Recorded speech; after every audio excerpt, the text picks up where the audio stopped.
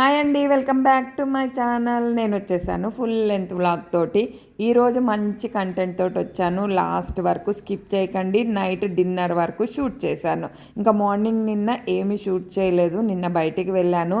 ఎక్కడికి వెళ్ళాను ఏంటి రాగానే పెట్టాను. కొంచెం సౌండ్ డిస్టర్బెన్స్ ఉన్నా కూడా కొంచెం చూసేసేయండి. మరి 2-3 చోట్లకి వెళ్ళాము.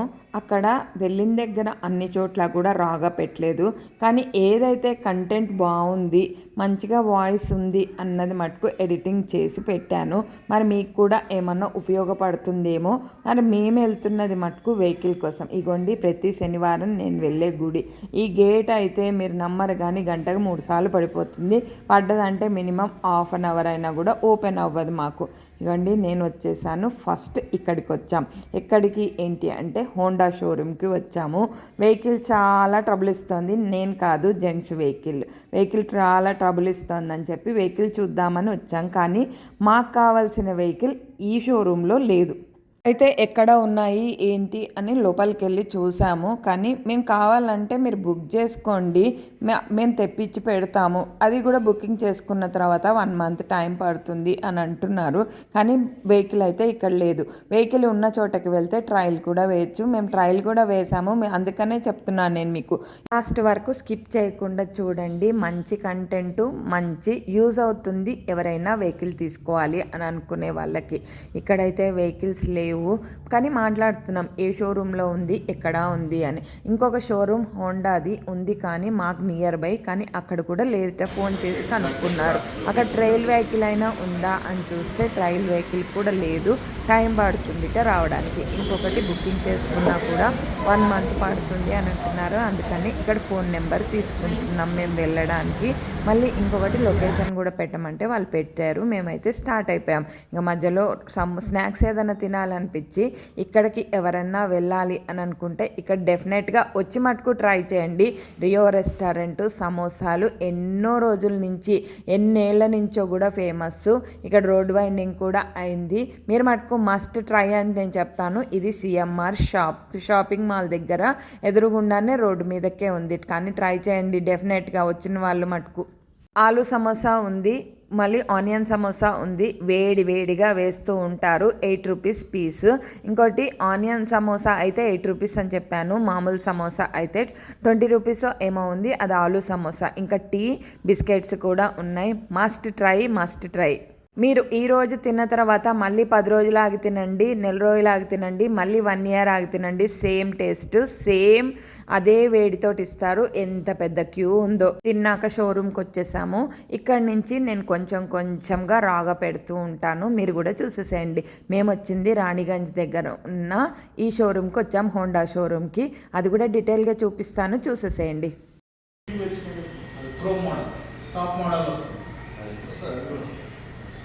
దాంట్లో 3 కలర్స్ వస్తాయి, దీంట్లో 3 కలర్స్ వస్తాయి. అసలు కలర్స్ ఏమున్నాయి? ఐనస్లో మీకు 2 మోడల్స్ వస్తాయి సార్. ఇది డిఎల్ఎక్స్ ప్రో, ఇంకోటి ఏదైతే మీరు అడిగిందో క్రోమ్, డిఎల్ఎక్స్ ప్రో క్రోమ్ అనమాట. దీంట్లో మీకు బ్లాక్ కలర్ వస్తుంది, రెడ్ కలర్ వస్తుంది, గ్రీన్ కలర్ వస్తుంది. మీరు ఏదైతే అడిగారో క్రోమ్లో grey colour, blue colour, black colour, 3 colours. ఇప్పుడు అక్కడ చూసిన వెహికల్స్ కలర్స్లో ఇంకా దానికంటే అడ్వాన్స్ మోడల్ ఉంది అని చెప్పారు. వెహికల్ లేదు, ఫోన్లో చూపిస్తున్నారు. ఇంకా క్యాటలాగ్ కూడా ఉంది, దాంట్లో కూడా చూపించారు. అది కూడా నేను మీకు చూపిస్తాను లాస్ట్లో. ఇంకా ట్రయల్ వేయాలన్నా పాన్ కార్డ్, ఆధార్ కార్డు, ఇంకా అవి చూపించి మన ఫోన్ నెంబర్ కూడా అక్కడ సబ్మిట్ చేసి మనమైతే ట్రయల్కి వెళ్ళాల్సి ఉంటుంది. దీనికి దానికి ఎంత తేడా అంటే 2000 రూపీస్ తేడా అంతే. అది కూడా మీకు పెట్టాను, నేను రాగానే పెట్టాను చూడండి.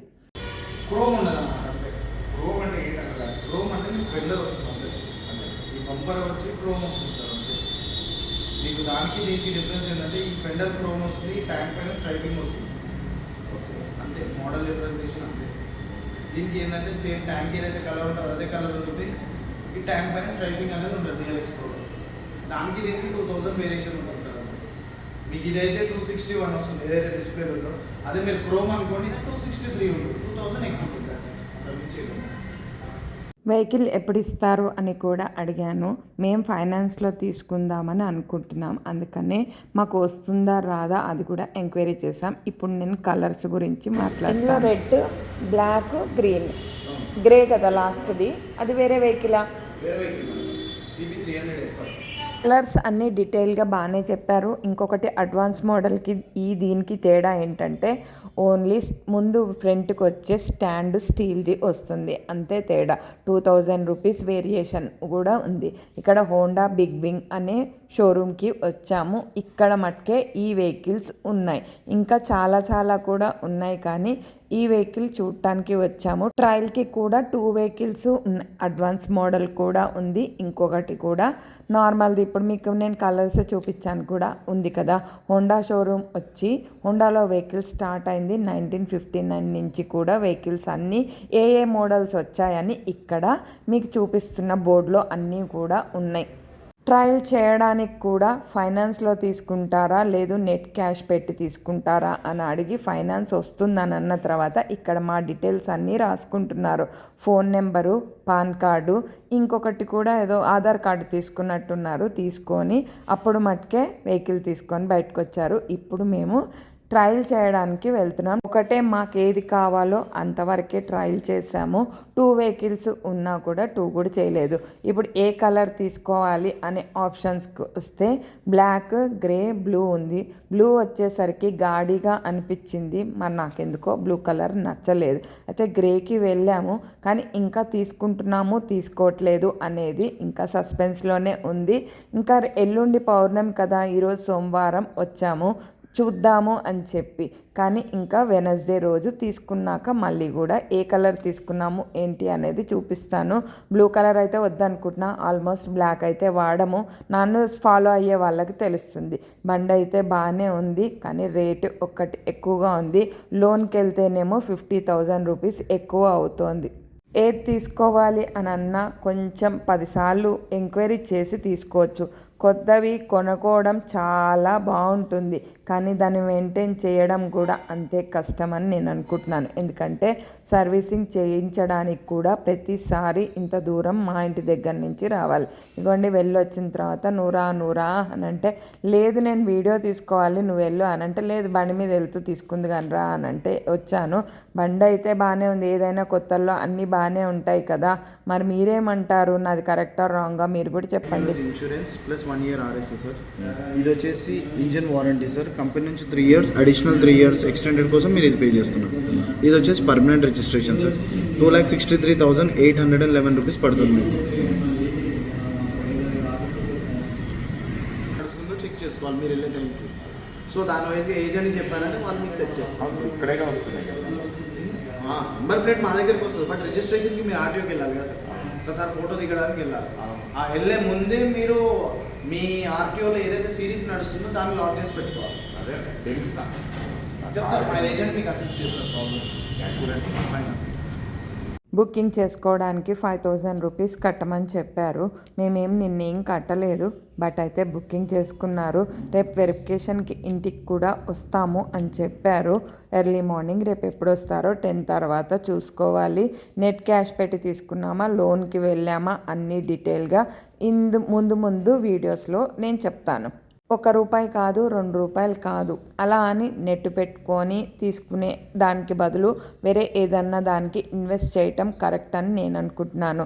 మనం గోల్డ్ మీద ఇన్వెస్ట్ చేస్తే దానికి ప్రాఫిట్ ఎక్కువగా ఉంటుంది. ఏదో ఫ్లాట్స్ కానీ ఇల్లు కానీ ఏదైనా తీసుకున్న వాటి మీద కూడా మనకి రేట్ పెరిగే ఛాన్సెస్ ఉన్నాయి. కానీ ఇలా ఫోన్స్ కానీ లేదు ఇంకా వెహికల్స్ మీద కానీ కార్స్ మీద కానీ ఏదైనా పెట్టినప్పుడు మనకి అది 1 yearకి కాదు 1 dayలోనే మనకి రేట్ అనేది ఇంక్రీజ్ అవ్వదు, తక్కువ అయిపోతుంది. ఇంకా అంతా కొటేషన్ వేయించుకొని ఇంటికి వచ్చేసరికి 9:30 అయింది. మధ్యలో వచ్చేటప్పుడు లస్సీ తాగుదామని అనిపించింది, ఎందుకంటే వాటర్ తీసుకెళ్ళలేదు వెళ్ళేటప్పుడు, అందుకని లస్సీ తాగుదామా అని అంటే సరే అని అన్నాను. కానీ తాగేసి వస్తే పడదు అని కూడా తెలుసు, అయినా సిగ్గాసారమా మనకి. ఏదైనా తినడం తాగడం అంటే బయటికి వెళ్ళినప్పుడు మన అంతటి పోటుగాళ్ళు ముందు ఉంటారు, నేనే ముందు ఉంటా, ఎందుకంటే ఏం తిందాం ఏం తాగుదాం అని చెప్పి. అలా అని ఎక్కడ పడితే అక్కడ తినను, క్వాలిటీ మెయింటైన్ చేస్తాను. ఇక్కడ లస్సీ తాగడం చాలా ఇష్టం. ఎండాకాలంలో ఎంత రష్ ఉంటారో, ఫుల్ ఫేమస్, సూపర్గా ఉంటుంది ఇక్కడ లస్సీ కూడా. మరి మీ ఎవరి దగ్గరైనా లస్సీ ఎక్కడ బాగుంటుందో కూడా కామెంట్ చేయండి. మేము స్టార్ట్ అయ్యింది 4:30కో 4కో ఏమో స్టార్ట్ అయ్యాం. ఇంటికి వచ్చేసరికి 9:30 అయిపోయింది. ఇంటికి వచ్చాక మరి 9:30 అయిపోయింది. ఇంకా మరి డిన్నర్ ఏం చేశాను అనుకుంటున్నారు? రవ దోశ ఉంది, ఇడ్లీ కూడా ఉంది. ఇడ్లీ వేద్దామని అంటే వెంటనే తీసి ఫ్రిడ్జ్లోంచి తీసి వేస్తే పిడిరాళ్ళలాగా అయితే, అందుకని రవ దోశ ఉంది కదా అని ఒక రవ దోశ వేశాను. ఎందుకంటే లేట్ నైట్ అయిపోయింది కదా, నేనైతే తినలేదు. ఇది బాగా పనిచేస్తోంది, అందుకనే చూపిస్తున్నాను ఇలా దోశ మీద స్ప్రే చేసుకోవడానికి. ఇక్కడితోటి ఈ వ్లాగ్ ఎండ్ చేస్తాను. రేపు మళ్ళీ ఫుల్ లెంత్ వ్లాగ్ తోటి మళ్ళీ మీ ముందుకు వస్తాను. ఇక్కడ నేను పచ్చడి ఏమీ కూడా చేయలేదు, ఆవకాయ వేసుకొని తింటే పొద్దున్న చేసిన మాగాయ పచ్చడి కూడా ఉంది. మరి మాగాయ వద్దులే నైట్ అయిపోయింది కదా అని అన్నాడు, అందుకని కొంచెంగా ఆవకాయ వేశాను.